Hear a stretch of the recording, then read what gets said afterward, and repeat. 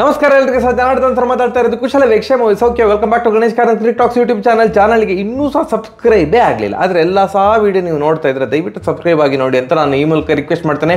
Play of ಬಗ್ಗೆ ಮಾತಾಡಿ. RCB play ಆಫಿಗೆ ಹೋಗ್ತದ. RCB ಪ್ಲೇ ಆಫಿಗೆ ಹೋಗಬೇಕು ಅಂತಿದ್ರೆ CSK ಮೇಲೆ ಜಸ್ಟ್ ವಿನ್ ಆದ್ರೆ ಸಾಕಾ, ಅಥವಾ ಯಾವ ರೇಂಜಿಗೆ ವಿನ್ ಆಗಬೇಕು? ಆ್ಯಂಡ್ RCBಗೆ ಬೇರೆ ಯಾರಾದರೂ ಥ್ರೆಟನಿಂಗ್ ಇದ್ದಾರಾ? ಬೇರೆ ಯಾವೆಲ್ಲ ತಂಡಗಳು ಪ್ಲೇ ಆಫ್ ರೇಸಲ್ಲಿ ಇದೆ, ಇದ್ರ ಬಗ್ಗೆ ವಿಡಿಯೋ ಮಾಡಿ ಅಂತ ಸುಮಾರು ಜನ ಕೇಳಿದ್ರಿ. ಅದಕ್ಕೋಸ್ಕರ ವಿಡಿಯೋ ಮಾಡ್ತಿರೋದು. Yes, I will cover RCB. ಅದಕ್ಕಿಂತ ಮುಂಚೆ ಉಳಿದ ತಂಡಗಳ ಬಗ್ಗೆ ಸಹ ಕವರ್ ಮಾಡಿ ಬಿಡ್ತೇನೆ.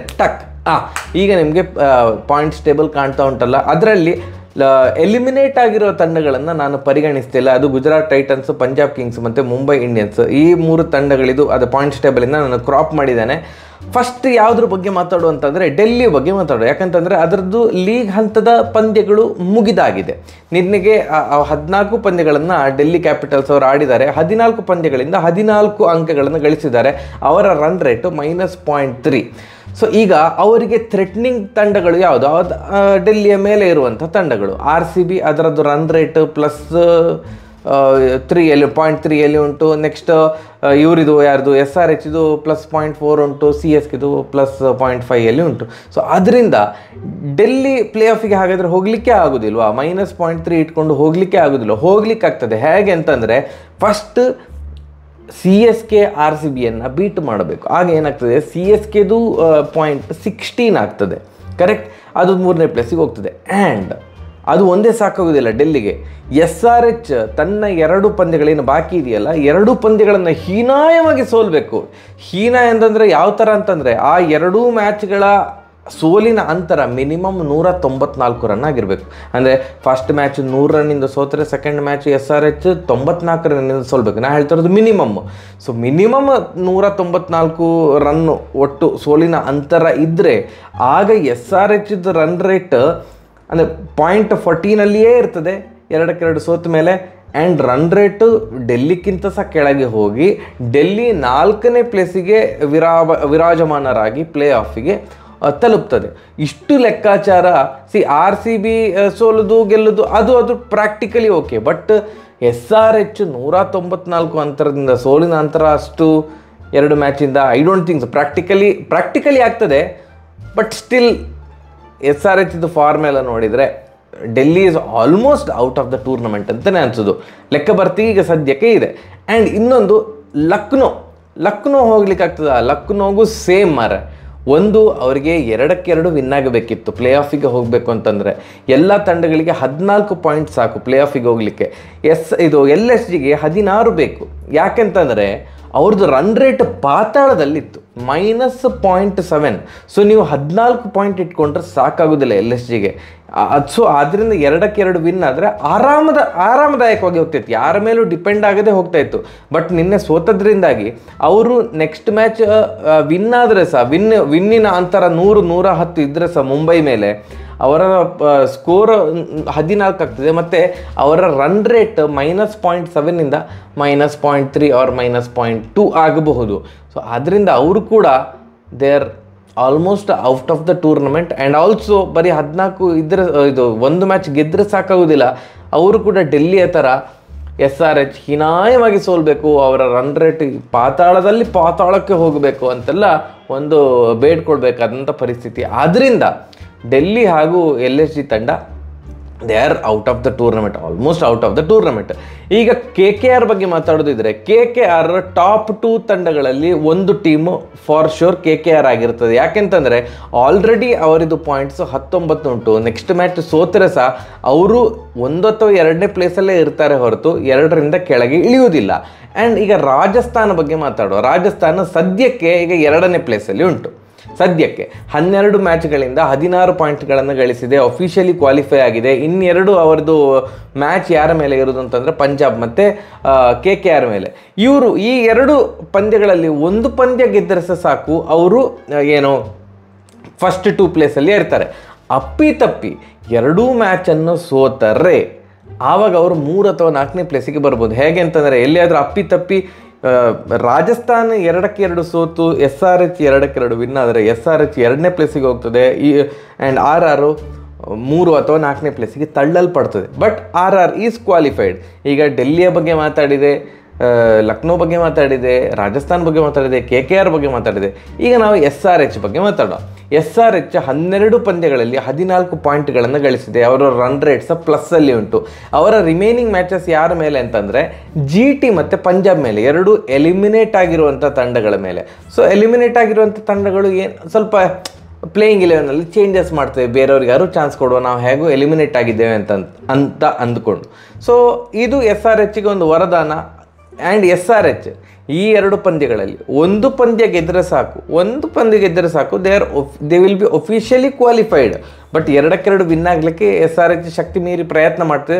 ಯಾಕಂತಂದರೆ ಅವರ ಕಣ್ಣು ಆ ಟಾಪ್ 2 ಪೊಸಿಷನ್ ಮೇಲೆ ಇದೆ.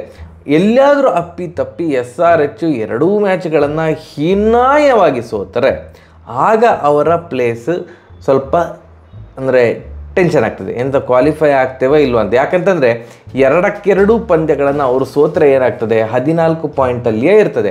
ಆಗ ಅಪ್ಪಿ RCB CSK ಮೇಲೆ ಒಳ್ಳೆ ಅಂತರದಿಂದ ವಿನ್ ಆದರೆ RCB 3rd ಪ್ಲೇಸಿಗೆ ಬರ್ತದೆ, CSK 4th ಪ್ಲೇಸಿಗೆ ಬರ್ತದೆ. ಆ್ಯಂಡ್ ರನ್ ರೇಟ್ ಆಧಾರದಲ್ಲಿ SRH CSKಕ್ಕಿಂತ ಕೆಳಗಿರ್ತದೆ. ಸೊ ಆದ್ದರಿಂದ SRH ಏನು ಎಕ್ಸ್ಪೆಕ್ಟ್ ಮಾಡೋದು ಅಂತಂದರೆ, ನಾವು 2-2 ಸೋತ್ರೆ ಅಟ್ಲೀಸ್ಟ್ CSK RCB ಮೇಲೆ ವಿನ್ ಆಗಲಿ ಮಾರೆ, ನಾವು ಒಂದು 4ನೇ ಪ್ಲೇಸಿಂದಾದರೂ ಪ್ಲೇ ಆಫಿಗೆ ಕ್ವಾಲಿಫೈ ಆಗುವ ಅಂತ ಅಂದ್ಕೊಳ್ತದೆ. ಆ್ಯಂಡ್ ಜಸ್ಟ್ ಇಮ್ಯಾಜಿನ್ ಮಾಡಿಕೊಳ್ಳಿ, SRH 2-2 ಸೋತಿದೆ, RCB CSK ಮೇಲೆ ವಿನ್ ಆಗಿದೆ ಅಂತ. ಆಗ ಯಾವ ಥರ SRH ಬೇಡಿಕೊಳ್ತದೆ ಅಂತಂದರೆ, RCB CSKನ ಯದ್ವಾ ಅಂತರದಿಂದ ಸೋಲಿಸಿ ಬಿಡಲಿ. ಆಗ ಏನಾಗ್ತದೆ, RCB 3ನೇ ಪ್ಲೇಸಿಗೆ ಬರ್ತದೆ. SRH ರನ್ ರೇಟ್ ಆಧಾರದಲ್ಲಿ CSKಕ್ಕಿಂತ ಮೇಲೆ ಇದ್ದು SRH 4th ಪ್ಲೇಸಲ್ಲಿ ಇರ್ತದೆ ಅಂತ. ಸೊ ಈ ಥರದ ಒಂದು ಕ್ಯಾಲ್ಕುಲೇಷನ್ಗಳು ಭಯಂಕರ ಇನ್ನೂ ಸಹ ಪ್ರಾಕ್ಟಿಕಲಿ ಸುಮಾರು ತಂಡ ಪ್ಲೇ ಆಫಿಗೆ ಹೋಗಲಿಕ್ಕೆ ಸಾಧ್ಯ ಇದೆ. ಸೊ SRH ಸ್ಟಿಲ್ ನಾನು ಹೇಳೋದು ಏನಂತಂದರೆ ಅವರು ಕ್ವಾಲಿಫೈ ಆಗ್ತಾರೆ. ಈಗ ಬರ್ತಾ ಇರೋದು, ಇಷ್ಟು ಹೊತ್ತು ನೀವು ವಿಡಿಯೋ ನೋಡಿದ ಮೇಲೆ ನಿಮಗೆ RCB ಆ್ಯಂಡ್ CSK ಬಗ್ಗೆ ಈಗ ಸಿಗ್ತಾ ಉಂಟು ಇನ್ಫಾರ್ಮೇಷನ್. ನೋಡಿ, RCBಗೆ ಬೇರೆ ಎಲ್ಲ ತಂಡಗಳಿಗೆ ಕಂಪೇರ್ ಮಾಡಿದರೆ ಈಸಿ ಕ್ಯಾಲ್ಕುಲೇಷನ್ ಏನು ಅಂತಂದರೆ, ಫಸ್ಟ್ ವಿನ್ ಆಗಬೇಕು CSK ಮೇಲೆ, ಸೋತ್ರೆ ದೇ ಆರ್ ಒಫಿಷಿಯಲಿ ಔಟ್, ಅಥವಾ ಮಳೆ ಬಂದರೆ ಒಫಿಷಿಯಲಿ ಔಟ್, ಅದರ ಡೌಟೇ ಇಲ್ಲ. ಮತ್ತು ಸೊ ವಿನ್ ಆಗಲೇಬೇಕು CSK ಮೇಲೆ. ಬಟ್ ಯಾವ ತರಹ ವಿನ್ ಆಗಬೇಕು ನಾವು ಅಂತಂದರೆ, ನಾವು ಫಸ್ಟ್ ಏನಾದ್ರು ಬ್ಯಾಟಿಂಗ್ ಮಾಡಿದೆ 200 ರನ್ ಹೊಡೆದೆವು ಅಂತ ಇಟ್ಕೊಳ್ಳಿ, ಆಗ CSKಯನ್ನು ಮ್ಯಾಕ್ಸಿಮಮ್ ಅಂತಂದರೆ 182 ರನ್ನಿಗೆ ನಾವು ನಿಯಂತ್ರಿಸಬೇಕು. ಅಂದರೆ ಮಿನಿಮಮ್ 18 ರನ್ನಿಂದ ನಾವು ವಿನ್ ಆಗಲೇಬೇಕು. ಹಬ್ಬ ಅಂತಂದರೆ CSK 182 ರನ್ ಹೊಡಿಬೋದು, ಅದಕ್ಕೆ ನಾವು ನಿಯಂತ್ರಿಸಬೇಕು. ಅಥವಾ ಫಸ್ಟ್ CSK ಬ್ಯಾಟಿಂಗ್ ಮಾಡಿ 200 ರನ್ ಹೊಡೆದ್ರು ಅಂತ ಇಟ್ಕೊಳ್ಳಿ, ಅಥವಾ ಯಾವುದಾದ್ರೂ ಒಂದು ಟಾರ್ಗೆಟ್ ಸೆಟ್ ಮಾಡಿದ್ರು ಅಂತ ಇಟ್ಕೊಳ್ಳಿ. ಆ ಟಾರ್ಗೆಟನ್ನು RCB 18.1 ಓವರ್ಸ್ ಒಳಗಡೆ ಹೊಡೆದು ಹಾಕಬೇಕು. ಆವಾಗ ಏನಾಗ್ತದೆ, ನಮ್ಮ ಪಾಯಿಂಟ್ 14 ಆಗ್ತದೆ. ಆ್ಯಂಡ್ ರನ್ ರೇಟ್ ಆಧಾರದಲ್ಲಿ ನಾವು CSKಗಿಂತ ಮೇಲೆ ಹೋಗಿ 3ನೇ ತಂಡವಾಗಿ ಪ್ಲೇ ಆಫಿಗೆ ತೇರ್ಗಡೆ ಆಗ್ತೇವೆ. ಜಸ್ಟ್ ಇಮ್ಯಾಜಿನ್ ಮಾಡ್ಕೊಳ್ಳಿ, RCB ವಿನ್ ಆಯಿತು, ಆದರೆ ಅಂದರೆ 18 ರನ್ 18.1 ಓವರ್ಸು ಅದು ಇದು ಅಂತೆಲ್ಲ ನಾವೇನೀಗ ಹೇಳಿದ್ದೇವಲ್ಲ, ಆ ಥರ ಆಗಲಿಲ್ಲ ಅಂತ ಇಟ್ಕೊಳ್ಳಿ. RCB CSK ಮೇಲೆ ವಿನ್ ಆಯಿತು, ಬಟ್ ರನ್ ರೇಟ್ ಆಧಾರದಲ್ಲಿ ಈಗ ಕೂಡ CSK ನಮ್ಮ ಮೇಲೆ ಇದೆ ಅಂತವೇ ಇಟ್ಕೊಳ್ಳಿ. ಆಗ ನಾವು ಏನು ಬೇಡಿಕೊಳ್ಬೇಕು ಅಂತಂದರೆ, SRH ತನ್ನ 2 ಪಂದ್ಯಗಳನ್ನು ಸೋಲಿ, SRHದ ರನ್ ರೇಟ್ ನಮ್ಮಕ್ಕಿಂತ ಕೆಳಗಡೆ ಹೋಗಲಿ ಅನ್ನುವಂತಹ ಒಂದು ಎಕ್ಸ್ಟ್ರಾ ಬೇಡಿಕೆಗಳಿರ್ತಲ್ಲ, ದೇವರ ಮೇಲೆ ಎಲ್ಲ ಬೇಡೋದು, ಆ ಥರದ ಸಿಚುವೇಶನ್ ಕ್ರಿಯೇಟ್ ಆಗ್ತದೆ. ಸೊ ಆದ್ದರಿಂದ RCBದು ಒಂದು ಸ್ಟ್ರೈಟ್ ಫಾರ್ವರ್ಡ್ ಏನು ಅಪ್ರೋಚ್ ಉಂಟಲ್ಲ, ಒಂದು 18.1 ಓವರ್ಸಲ್ಲಿ ವಿನ್ ಆಗಬೇಕು, ಅಥವಾ 18 ರನ್ಸ್ಗಿಂತ ಜಾಸ್ತಿ ಅಂತರದಿಂದ ವಿನ್ ಆಗಬೇಕು, ಅದು ರಿಲೇಟೇಬಲಿ ಒಂಥರ ಸ್ವಲ್ಪ ಈಸಿ ಅಪ್ರೋಚ್ ಅಂತ ಅನಿಸ್ತದೆ. ಇನ್ಸ್ಟೆಡ್ ಆಫ್ ನಾವು ಗೆದ್ದು ಮತ್ತು SRH ಅನ್ನು ಬೇಡಿಕೊಳ್ಳೋದು ಅವರು ಸೋಲಿ ಮಾರ್ರೆ ಅಂತ ಅಂದ್ಕೊಂಡು. ಆ್ಯಂಡ್ ಈಗ CSKದ ಬಗ್ಗೆ ಮಾತಾಡೋದಿದ್ರು ಕೂಡ ಹಾಗೆ, ಅವರು ವಿನ್ ಆದರೆ ಒಫಿಷಿಯಲಿ ಕ್ವಾಲಿಫೈ ಆಗ್ತದೆ. ಸೋತರೆ ಅವರು ಯಾವ ಥರ ಸೋಲಬೇಕು ಅಂತಂದರೆ, ಆ ಸೋಲಿನ ಅಂತರ 18ಕ್ಕಿಂತ ಜಾಸ್ತಿ ಇರಬಾರ್ದು, ಅಥವಾ ಅವರು ಡಿಫೆಂಡ್ ಮಾಡ್ತಾ ಇರುವಾಗ ಲಾಸ್ಟ್ ಓವರಲ್ಲಿ RCB ವಿನ್ ಆದರೂ ಕೂಡ CSKಗೇನು ಫರಕ್ ಆಗೋದಿಲ್ಲ. CSKದು ಕೂಡ ಹಾಗೆ ಒಂಥರ ಸ್ಟ್ರೈಟ್ ಫಾರ್ವರ್ಡ್ ಅಪ್ರೋಚ್ ಅಂತಲೇ ಹೇಳ್ಬೋದು. CSK ಹಾಗೂ RCBಗೆ calculation wise simple calculation, but ಬೇರೆ ಎಲ್ಲ ತಂಡಗಳಿಗೆ ಹಾಗೆ ಆಗಬೇಕು, ಹಾಗೆ ಆಗಬೇಕು ಅಂತಿದೆ. ಸೊ ನಿಮ್ಗೆಲ್ರಿಗೂ ಸಹ ಗೊತ್ತುಂಟು, ಈಗ ಇಂಗ್ಲೆಂಡ್ ಪ್ಲೇಯರ್ಸ್ ಎಲ್ಲ ವಾಪಸ್ ಮನೆಗೆ ಹೋಗಿದ್ದಾರೆ. ಅಂದರೆ ಯಾರೆಲ್ಲ T20 ವರ್ಲ್ಡ್ ಕಪ್ ಆಡ್ತಿದ್ದಾರೆ ಅವರನ್ನೆಲ್ಲರನ್ನು ವಾಪಸ್ ಕರೆಸ್ಕೊಳ್ತಾ ಇದ್ದಾರೆ. ವಿಲ್ ಜಾಕ್ಸ್ ಇಲ್ಲ RCB ತಂಡದಲ್ಲಿ, ಅದು ಇದೆಲ್ಲ ಅದೆಲ್ಲ ಪ್ರಿವ್ಯೂ ವಿಡಿಯೋದಲ್ಲಿ ಮಾತಾಡುವ.